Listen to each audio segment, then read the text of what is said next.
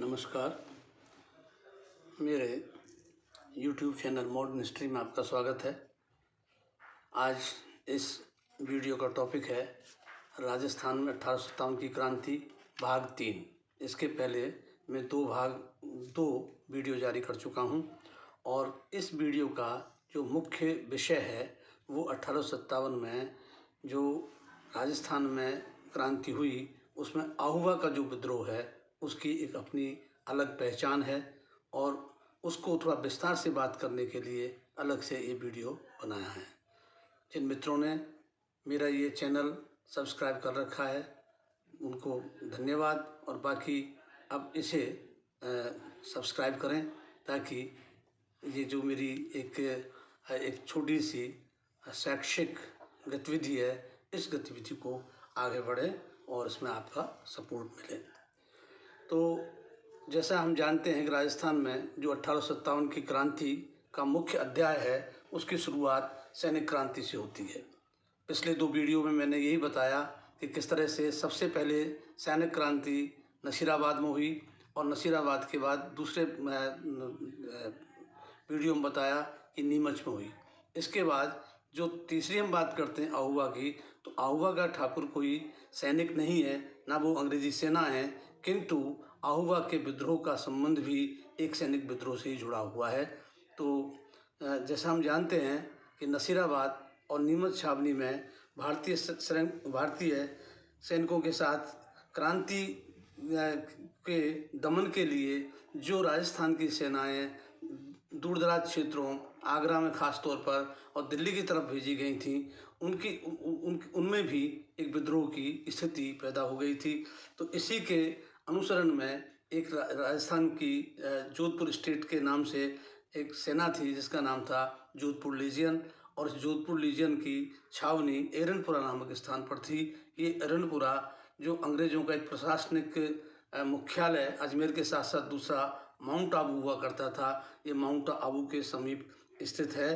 तो वहाँ एरनपुरा में भी जो जोधपुर लीजियन है उस सेना में असंतोष व्याप्त था। तो वहाँ जो क्रांति के समय वहाँ के जो वो थे कमांडेंट कैप्टन हॉल, उसके मातहत माउंट आबू में एक छोटी सी टुकड़ी जोधपुर लीजियन की रखी हुई थी जिसका उद्देश्य था यूरोपियंस की रक्षा करना। और उसी के पास एक दूसरी जगह थी अनादरा, तो अनादरा में भी यही जोधपुर लीजियन के सैनिक पोस्टेड थे, वही वहाँ पर तैनात थे। तो ये जो जोधपुर लीजियन के सिपाही हैं इनमें भी जो जिस तरह से सैनिक विद्रोह जगह जगह हो रहे थे और उन सेनाओं में भी हुए जो राजस्थान के राज्यों के सहयोग से अंग्रेज़ों ने तैयार की थी, जिसमें ख़ास तौर पर कोटा कंटिजेंट के सिपाहियों ने आगरा में ही विद्रोह कर दिया था। तो इस तरह की जो सेनाएं थीं उनमें भी असंतोष था। तो जोधपुर लीजियन के सिपाही भी उसी जो एक माहौल था उस माहौल से प्रभावित थे। तो उस माहौल से प्रभावित होकर वे भी अपने स्तर पर कुछ करने के लिए जो है प्रेरित हुए। तो ऐसी स्थिति में 21 अगस्त 1857 को एरनपुरा में विद्रोह होता है। तो ये विद्रोह की शुरुआत 21 अगस्त 1857 को अर्ली मॉर्निंग, जब तक सूर्योदय नहीं हुआ था, अंधेरा ही था, उस अंधेरे के समय अनादरा के कुछ सैनिक आबू पहुँचे और आबू में उन्होंने जो है विद्रोह की स्थिति पैदा कर दी। उस समय जो वहाँ कैप्टन हॉल, जिनकी मैं अभी उल्लेख कर रहा था, कैप्टन हॉल जो कमांडेंट थे, उन कमांडेंट के कमांड में लगभग 30-40 यूरोपियन सैनिक थे, जिनकी सहायता से उसने माउंट आबू में होने वाले इस सैनिक विद्रोह को असफल कर दिया। और जो विद्रोही सैनिक कुछ अनादरा से पहुँचे थे और बाकी जो माउंट आबू में पोस्टेड थे उन्होंने मिलकर के वहाँ एक अराजकता फैलाने को, मतलब वहाँ पर विद्रोह करने की कोशिश की, किंतु उस विद्रोह में उनको सफलता नहीं मिली और उन 30-40 यूरोपियन सिपाहियों के को साथ लेकर के कैप्टन हॉल ने इन सैनिकों को पहाड़ी से नीचे जाने पर मजबूर कर दिया। वे वहाँ से लौट करके अपनी जो मुख्य जो उनका एरनपुरा छावनी थी, एरनपुरा छावनी में वो आए और एरनपुरा छावनी में जो है विद्रोह हो गया। एरनपुरा छावनी में उसी 21 अगस्त को ही 1857 को और कैप्टन छावनी में आग लगा करके छावनी को नेस्तनाबूद बर्बाद कर दिया गया। और वहाँ से जो सामग्री आदि ले सकते थे वो आगे जाने के लिए ली और उन्होंने एरनपुरा से दिल्ली की ओर कूच किया। जब वे दिल्ली की ओर जा रहे थे तो उन्होंने पहला पड़ाव आहुआ के नज़दीक ही डाला। आहुआ का ठाकुर इस बात से बेखबर था कि ये कोई किस तरह की कोई सैनिक कार्रवाई हुई है, लेकिन जब एक सेना वहाँ पड़ाव डाली तो उनको ये लगा कि ये सेना कैसे आ सकती है, क्योंकि एक स्थिति क्या थी कि इस समय जोधपुर के महाराजा तखत सिंह और मारवाड़ के अन्य ठाकुरों के बीच में भारी अंतर्विरोध व्याप्त था, उनके बीच में असंतोष था और वे एक दूसरे के कन्फ्रंटेशन में, एक दूसरे के साथ लड़ाई में उतारू थे।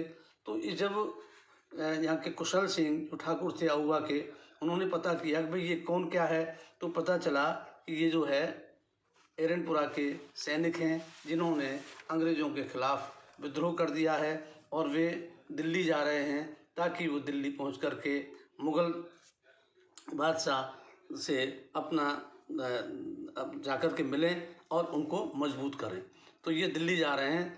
तो उसी बीच क्या हुआ कि ठाकुर कुशल सिंह ने बड़ी मासूमियत के साथ इन सैनिकों से ये कहा कि भाई तुम लोग जो है मेरे साथ शामिल हो जाओ, क्योंकि मेरे को जो है वो तैयारी कर रहे थे कुशल सिंह अपने महाराजा तखत सिंह के खिलाफ लड़ने के लिए। उनके अपने कुछ स्थानीय ग्रीवेंसेस थे, लेकिन उन ग्रीवेंस जो भी उनकी शिकायतें थीं, उन शिकायतों के निस्तारण के लिए कोई जब प्रयास नहीं हुए अंग्रेज और महाराजा की ओर से, तो ठाकुर का उन दोनों के प्रति असंतुष्ट होना स्वाभाविक था। किंतु उसे ये नहीं पता था कि एक विद्रोही सैनिक को यदि हम नौकरी में रख लेते हैं तो इसका मतलब भी विद्रोह करना होता है। तो जब एरनपुरा के सिपाही 21 अगस्त 1857 को क्रांति करके, विद्रोह करके, और जब दिल्ली के ओर रवाना हुए और जब रुके वहाँ पे आहुआ में, तो ठाकुर ने उनको अपनी नौकरी में आने के लिए तैयार कर लिया और उन्होंने सहमति भी दे दी। तो इसमें क्या हुआ, कई बार ये बहस करते हैं लोग कि 1857 की क्रांति में जो आहुआ के ठाकुर कुशल सिंह थे, वो जो पूरे राष्ट्र में एक चल रहा था विद्रोह की भावना, जिसको हम कहते हैं first Indian war of independence था, क्या वे उस विचारधारा से प्रेरित थे अथवा वे अपने स्थानीय मुद्दों के कारण वो महाराजा के साथ कन्फ्रंटेशन में थे और उसके जो एक तरह से एप्लीकेशन था वो ये था कि वो एंटी ब्रिटिश भी थे। तो अब ये सवाल ये उठता है कि वो उस भावना, जो राष्ट्रीय भावना थी, वो राष्ट्रीय भावना तो एक माहौल था। उस माहौल में जो लोग अंग्रेजी राज या नई व्यवस्था के अंतर्गत पीड़ित थे, चाहे वे राजा हों चाहे ठाकुर हों, उन्होंने अंग्रेजों का विरोध किया। किंतु अनेक स्थानों पर राजाओं की स्थिति इतनी, उनको इस लायक ही नहीं छोड़ा गया था कि वे अंग्रेज़ों से लड़ पाते। उनके पास एक ही विकल्प था कि वे अंग्रेज़ों का समर्थन करें तो ही उनकी सत्ता रह सकती है, वरना उनकी सत्ता भी साथ ही साथ चली जाएगी, क्योंकि वे अंग्रेज़ों के ऐसे अलाई हो गए थे, ऐसे सहयोगी हो गए थे कि वो स्वतंत्र रूप से शासन करने की स्थिति में नहीं थे। जबकि उनके पास लेजिटिमेसी भी थी, मास सपोर्ट भी था, बट उनको जिस तरह से उनका एक तरह से ओरिएंटेशन किया गया, they were oriented to serve the interest of the British imperialism. तो ट्रेडिशनल जो सिस्टम ऑफ राजा का चला आ रहा था यहाँ, उसको पूरी तरह से अंग्रेजों ने ब्रेक कर दिया था। तो ऐसी स्थिति में क्या है, महाराजा लोग तो राजस्थान के नहीं खड़े हो पाए, लेकिन कुछ ठाकुर खड़े हुए। तो यूँ एक सर्कमस्टांसेस इस तरह की बनी परिस्थितियाँ कि इधर अनादरा आबू के सिपाही विद्रोह करते हैं, वे एरनपुरा आते हैं और एरनपुरा का जो विद्रोही सैनिक हैं वे आगे दिल्ली की ओर रवाना होते हैं और वे पहुंचते हैं जब आहुआ, और वहाँ ठाकुर उनको अपनी सेवा में रख लेता है। तो वो जो बहस लोग ये करते हैं कि तो मैं ये मानता हूँ ये निश्चित तौर पर जो एक राष्ट्रीय माहौल बना था उस समय, उस राष्ट्रीय माहौल के अनुसार ही कुशल सिंह भी उस विचार से, उस चेतना से ओतप्रोत थे जो कि राष्ट्रीय स्तर पर सभी जगह व्याप्त थी। तो जो कारण है, अगर हम इसको ये माने कि भाई ये जो आहुआ, स्पेसिफिक कारण क्या हो सकते हैं जिनका संबंध सिर्फ आहुआ से था, तो वैसे तो मोर और लेस जो पॉलिटिकल सिस्टम था राजस्थान का सभी स्टेट्स में अंग्रेजी संधियों के बाद प्रभावित हुआ था। किंतु कुछ जगहों पर इतने ज़्यादा वो संघर्ष थे सामंत और शासक के बीच में कि उन्होंने एक बड़े संघर्ष का रूप धारण कर लिया। तो जो मैं कहना चाहता हूँ कि जो कारण है, उन कारण में सबसे पहली बात ये थी कि नई व्यवस्था में जो ठाकुर या जागीरदार होते थे, उनका सैनिक महत्व समाप्त कर दिया गया, क्योंकि उनकी जो सैनिक सेवाएं जो वो राजा को दिया करते थे सामंत, उन सामंतों की सैनिक सेवा को नकदी में परिवर्तित कर दिया गया, नकदी में आकलन कर दिया गया और सैनिक सहायता लेने के स्थान पर उनसे वार्षिक रूप से कर लेना शुरू कर दिया, जिसे हम रेख कहते हैं। तो रेख नाम का कर है वो जागीरदारों से लिया जाने लगा और उसकी मात्रा बढ़ाई गई, क्योंकि सैनिक सेवाएं अब उनको देनी नहीं थी। एक राजस्थान के सभी राज्यों में राजनीतिक शरण की एक परंपरा थी कि कोई भी राजनीतिक पीड़ित व्यक्ति यहाँ आके शरण ले सकता है, लेकिन अंग्रेजों ने इस शरण की व्यवस्था को समाप्त किया। उनका कहना ये था कि ठग, डकैत और दूसरे विद्रोही लोग राजनीतिक शरण के नाम पर इन राज्यों में शरणागत हो जाते हैं और वहाँ उनको प्रोटेक्शन मिल जाता है और वे हमेशा सत्ता के लिए चुनौती बने रहते हैं। तो ऐसी स्थिति में उनके सप्रेशन के लिए क्राइम्स के और ठगी डकैती और दूसरी तरह के क्राइम्स की सप्रेशन के लिए ये ज़रूरी है कि इस प्रथा को ख़त्म कर दिया जाए। आप ये देखते हैं एक समय बाद में, उसमें अलग विषय है, लेकिन राजस्थान के अनेक ठाकुर जो है डकैती डालने लग गए थे। कारण ये था कि जब जो राजनीतिक पीड़ित ठाकुर लोग थे, जब उनको कोई प्रोटेक्शन नहीं मिल रहा था तो उनके सामने दो ही रास्ता था, या तो वे सरेंडर करें या वे जो है चुनौती दें। तो उन्होंने चुनौती दी है, तो वो एक अलग विषय है। लेकिन इसके संबंध में मैं ये कहना चाहता हूँ कि जो राजनीतिक शरण की परंपरा है उसके जब बंद किया गया तो जोधपुर के महाराजा तखत सिंह ने इस बात का विरोध नहीं किया, बल्कि अंग्रेजों को सहमति दी कि हम जो है इस शरण की व्यवस्था को ख़त्म कर देते हैं। दूसरा क्या हुआ है कि जागीर का कोई भी निवासी, पूर्व परंपरा ये थी कि ठाकुर या जागीरदार की अनुमति के बिना अपना शहर, अपना कस्बा नहीं छोड़ सकता था या जागीर क्षेत्र से और कहीं पलायन नहीं कर सकता था, जब तक कि कोई बहुत वाजिब कारण ना हो। और ये वो समय है, 1857 के पहले शुरुआत हो गई है। 1835 के बाद से खास तौर पर वो प्रक्रिया तेज हुई कि जब ब्यावर नाम का नया नगर अजमेर के पास अंग्रेजों द्वारा बसाया जा रहा था, तो वहाँ अन्य जागीरों और राज्यों के जो व्यापारी वर्ग है उनको खास तौर पर आकर्षित किया, आमंत्रित किया कि वे आएँ, आकर के अपनी दुकान लगाएं। उनको ज़मीन और दुकानें रियायती दरों पर प्राप्त होंगी और एक समय तक उन्हें कोई टैक्स भी नहीं देना होगा। तो अनेक व्यापारी लोग उन छूटों से आकर्षित होकर के व्यापार में जाने लगे थे। और ये आहुआ है जो जिसका उल्लेख मिला है रिकॉर्ड में कि आहुआ से भी दो ऐसे महाजन परिवार थे जो महाजन परिवार ब्यावर चले गए थे और उसमें ठाकुर की अनुमति नहीं ली गई थी। जब ये मुद्दा उठाया ठाकुर ने, तो अंत में ये हुआ कि इस बात को जो है अंग्रेज़ों ने नहीं माना और जब ये विवाद हुआ इस बात पे, तो महाराजा ने इसमें भी अंग्रेज़ों का साथ दिया। दूसरा क्या है कि आहुआ के ठाकुर ने जब ये सब स्थितियाँ हुई तो उन्होंने रेख अदा करने से मना कर दिया कि मैं ये जो टैक्स जो है नहीं दूंगा। तो इससे राजा और महाराजा और ठाकुर के बीच में संबंध और ख़राब हुए। असलियत क्या थी कि महाराजा तखत सिंह बाई बर्थ मारवाड़ी नहीं थे, बल्कि वे थे वही राठौर वंश के, लेकिन वो गुजरात में अहमदनगर के राज्य से गोद आए थे। और जब वो गोद की महाराजा मान सिंह जो थे जोधपुर के, वो महाराजा मान सिंह के अपना कोई उत्तराधिकारी नहीं था, तो गोद की प्रथा चलती थी। तो ये जो महाराजा तखत सिंह हैं ये अहमदनगर से गोद आए थे और जब वो आए तो अपने साथ में क्या हुआ, गुजरातियों का एक बड़ा लवाजमा लेके आए, जिसमें बड़े बड़े सिपह सालार, बड़े बड़े अधिकारी और भी महत्वपूर्ण लोगों को, प्रशासनिक लोगों को लेके आए, जिसका परिणाम ये हुआ जो मारवाड़ के ठाकुरों का प्रशासनिक महत्व था वो महत्व कम होता चला गया और उन पर राजा की डिपेंडेंस भी कम हो गई। ऐसी स्थिति में राजा की ओर से स्थानीय जो ठाकुर थे, परंपरागत तौर पर चले आ रहे थे, जो जोधपुर स्टेट के भाईबंदी ही माने जाते थे, उनमें असंतोष फैलना स्वाभाविक सी बात थी। दूसरा, उस समय के जो डॉक्यूमेंट्स हैं वो ये बताते हैं कि महाराजा तखत सिंह का जो शासनकाल था शुरुआती तौर पर भी कोई अच्छा शासनकाल नहीं था, बल्कि उनके ऊपर कई लोगों ने भ्रष्टाचार के आरोप भी लगाए। खास तौर पर एक डॉक्यूमेंट मिलता है जिसमें बताया गया था कि ये जो नागौर है, नागौर में ये होते थे अपना एक जो है कोतवाल, उस कोतवाल जो है पहले 12,000 रुपये वार्षिक इकट्ठा करके राज्य के कोष में जमा कराता था। लेकिन तखत सिंह के टाइम में कोई दूसरा व्यक्ति जिसने एक तरह से खुली नीलामी में ये जो है कोतवाल का पद ले लिया, उसने 30,000 रुपये सालाना देने की बात कही। उसके आधार पर जो पुराना कोतवाल था उसको वहाँ से हटा दिया गया और नया कोतवाल नियुक्त कर दिया गया। ये तक लिखते हैं लोग कि जो कोतवाल और हाकिमों के पद थे ये बिकने लग गए थे, तो इससे भी असंतोष पैदा होना स्वाभाविक सी बात थी।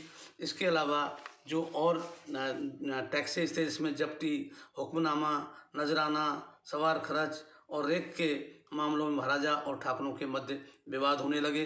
तो इन विवादों की वजह से गुटबंदी शुरू हुई और उस गुटबंदी में एक स्थिति तो ये पैदा हो गई थी कि मारवाड़ के अधिकांश ठाकुर एक साथ हो गए थे महाराजा के खिलाफ। केवल एक कुचामन का ठाकुर था जो अंत तक महाराजा के समर्थन में रहा, बाकी सभी ठाकुर उनके अगेंस्ट जाने लगे। एक मुद्दा और था, बिठौरा एक छोटा ठिकाना था जो आहुआ के पास में ही स्थित है और आहुआ में से ही वो निकला हुआ ठिकाना माना जाता है। उसका छोटा पाना एक तरीके से उसे कह सकते हैं। तो जो बिठौरा के ठाकुर थे अभय सिंह, उनकी 1853 में मृत्यु हो गई। उनकी मृत्यु के बाद और उनके अपने कोई पुत्र था नहीं, तो उन्होंने मरने के पहले एक गोद किसी को लिया और उस गोद को महाराजा ने तो उत्तराधिकारी स्वीकार कर लिया, लेकिन आहुआ के ठाकुरों ने उसका विरोध किया। उनका ये कहना था कि यहाँ पर जो निर्णय होगा वो कायदे से आहुआ का ठाकुर करेगा कि कौन यहाँ का उत्तराधिकारी होगा। तो इससे भी विवाद पैदा हुआ और यही भी झगड़े का कारण बनता है। अप्रैल 1857 में आहुआ ठाकुर के जो आदमी थे, उसके सैनिक या उनके जो कारिंदे थे, उन्होंने जो बिठौरा का नया उत्तराधिकारी बना था उसको मार दिया, उसका मर्डर कर दिया। तो महाराजा ने अपने द्वारा नियुक्त मतलब जिसको गोद को स्वीकार करके अपने द्वारा ठाकुर नियुक्त किया गया था उसको मार देना एक बहुत बड़ी चुनौती थी।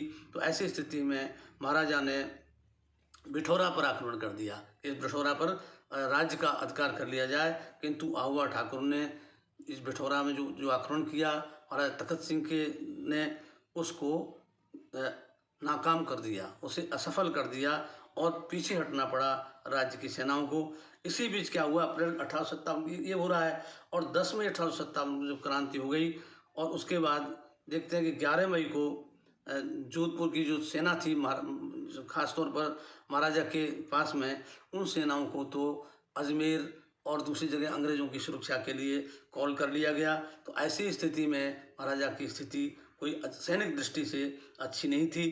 जब 21 अगस्त को 1857 को जोधपुर लीजियन के सैनिक पहुँचे और उनको जब अपनी सेना में उन्होंने रख लिया, तो उस समय जोधपुर का जो पॉलिटिकल एजेंट था वो है ये मॉकमेसन, और एक महाराजा के सबसे विश्वसनीय व्यक्ति थे, उनका नाम था अनार सिंह, जिनका पद था किलेदार।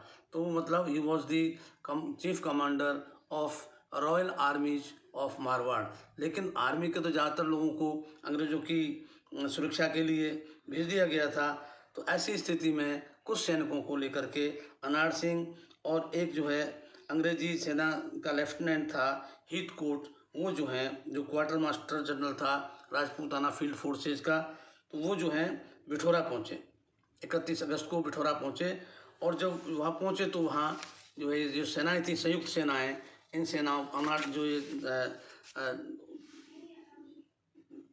आहुआ ठाकुर की और लीजियन की संयुक्त सेनाओं ने ये जो अंग्रेज़ों की और जोधपुर स्टेट की संयुक्त सेना थी उनके बीच में जो मुकाबला हुआ, तो उसमें अनार सिंह मारा गया। और अनार सिंह का मरना महाराजा के लिए हर तरह से महाराजा की डिफीट थी। और जो हीथकोट जो था ये अंग्रेज़, वो भी मुश्किल से भागा, लेकिन वो अपना सब साजो सामान छोड़कर ही भागना पड़ा उसे। तो उसकी जो गन्स थी, एम्यूशन थी, इसके अलावा और भी सामग्री थी, वो सब जोधपुर लीजियन और आहुआ ठाकुर के सैनिकों के हाथ में लग गई। तो जब इतनी घटनाक्रम हो गया तो agent to governor general Rajputana George Lawrence ने 18 सितंबर को स्वयं सेना का नेतृत्व करते हुए आहुआ पर आक्रमण किया और उसके साथ में जो पॉलिटिकल एजेंट था जोधपुर का, मोंक मैसन वो भी साथ में था। तो ये दो अंग्रेज़ों के नेतृत्व में ये जो है अटैक 1857 को होता है और उस मुकाबले में मोंक मैसन मारा गया जो कि जोधपुर का पॉलिटिकल एजेंट था। तो यह जोधपुर स्टेट और अंग्रेज़ों की भारी पराजय थी और इधर आहुआ के ठाकुर के हौसले काफ़ी बुलंद हो गए थे और जो मारवाड़ के ठाकुर हैं और इसके अलावा जो मेवाड़ के भी कुछ ठाकुर हैं जो असंतुष्ट थे नई व्यवस्था से, उन्होंने मिल कर के एक लीग बना ली, एक संघ बना लिया जो अंग्रेज विरोधी संघ था और उन्होंने संयुक्त रूप से इस जो संघर्ष चला, इस संघर्ष में ठाकुर आहुआ के ठाकुर को पूरी तरह से समर्थन किया। तो जो ब्रिटिश फौजों की पराजय जब हो गई तो इसके बाद ये जो सैनिक थे जो इसके आहुआ ठाकुर के, ये भी और लीजन के सैनिकों के साथ दिल्ली की ओर रवाना हुए। लेकिन स्थिति क्या हुई कि दिल्ली की ओर जब वो रवाना हो रहे थे 10 अक्टूबर को, उसके पहले 30 सितंबर तक दिल्ली में क्रांति का पूरी तरह दमन हो चुका था और इस समाचार से आहुआ के ठाकुर खुशहाल सिंह शायद परिचित नहीं थे, नहीं तो वो ऐसी गलती नहीं करते। तो उन्होंने 10 अक्टूबर को अपनी सेना, जिसमें उनके विश्वसनीय लोग थे, वो स्वयं तो रहे आहुआ में ही, और अपने सैनिकों को दिल्ली की ओर भेजा। रास्ते में जो अंग्रेजी सेनाएं हैं उनका मुकाबला होना स्वाभाविक बात थी।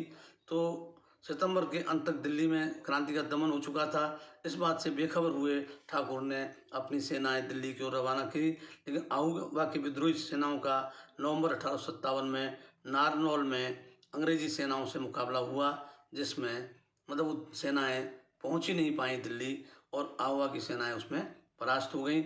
मारवाड़ और मेवाड़ के जो विद्रोही ठाकुर थे वे युद्ध से बचकर निकले, जैसे भी अपनी आत्मरक्षा कर सकते थे, और कुशल सिंह और उसके सहयोगी राजपूताना से ब्रिटिश शक्ति को काट फेंकने की योजना जो बना रहे थे, वो योजना समाप्त हो गई। नारनौल के युद्ध के बाद अंग्रेजी सेना आहुआ पहुंची।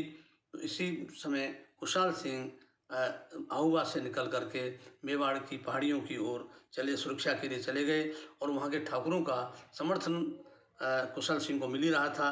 तो ऐसी स्थिति में कुशल सिंह जो हैं वे मेवाड़ की पहाड़ियों की ओर चले गए और अपने पीछे 700 सैनिक छोड़ गए जो कि आहुआ के किले को डिफेंड कर सकें, आहुआ के किले की रक्षा कर सकें।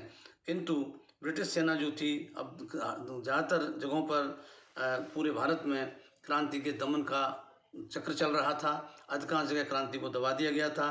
तो ऐसी स्थिति में ये जो जब धीरे धीरे ब्रिटिश सैनिक शक्ति बढ़ी, तो उन्होंने 24 जनवरी 1858 को आहुआ पर अधिकार कर लिया।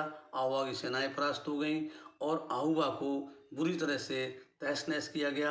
वहाँ के जो किला था, गढ़ था, उस गढ़ को जमींदोज कर दिया गया, उसको बिल्कुल मिट्टी में मिला दिया। तो इस तरह से आहुआ गढ़ को बर्बाद करने के बाद पूरी तरह से आहुआ के ठाकुर की जो क्रांति थी, ये इसका दमन हो गया। तो 1860 में ठाकुर कुशल सिंह पर जांच आयोग द्वारा मुकदमा चलाया गया और इस मुकदमा के अंतर्गत उन्हें निर्दोष तो करार नहीं दिया, किंतु उनको एक आम माफ़ी दे दी गई। उनको क्षमा कर दिया गया उनको, और क्षमा करते हुए उनको अपराध से मुक्त कर दिया। किंतु कुशल सिंह लौट करके फिर कभी आहुआ नहीं आए। उनकी मृत्यु के पश्चात 1868 में उनके उत्तराधिकारी ठाकुर देवी सिंह ने आहुआ को अपनी सुपुर्दगी में लिया। तो इस प्रकार से जो एक संघर्ष का रास्ता हम देखते हैं, वैसे तो 1853 का जो बिठौरा के ठाकुर की मौत है उसके बाद से ही तखत सिंह के साथ संघर्ष था, किंतु 21 अगस्त 1857 को जो क्रांति का अध्याय शुरू हुआ और उसी दिन वो जो विद्रोही सैनिक थे जोधपुर लीजन के, जब आहुआ पहुँचे और उनको जो अपनी सेवा में रख लिया कुशल सिंह ने, तो वहाँ से हम मानते हैं कि आहुआ की क्रांति 21 अगस्त 1857 को आरंभ हुई और वो 1858 तक तो चली, किंतु 1868 में जाकर 10-12 साल के बाद फिर आहुआ को रीइंस्टेट किया गया एक तरीके से, या वो जागीर जो है रिस्टोर की गई, उसको पुनः उनके उत्तराधिकारी को दिया गया। तो जो ये एक संघर्ष 1857 में कुशल सिंह का है, ये राजस्थान के इसके पूर्व के जो जो संघर्ष हैं उनमें ख़ास तौर पे देखा गया कि जो ब्रिटिश आर्मीज थी पोस्ट ये जो यहाँ पे नसीराबाद में ख़ास तौर पर थी, इसके अतिरिक्त जो नीमच जो कि एडजॉइनिंग था राजपूताना का, वहाँ की सेनाएं थीं। बाकी जोधपुर लीजियन तक एक तरह से अंग्रेजी सेनाओं का विद्रोह था, किंतु राजस्थान में जो ठाकुरों ने विद्रोह किया है वो विद्रोह कुशल सिंह का विद्रोह था।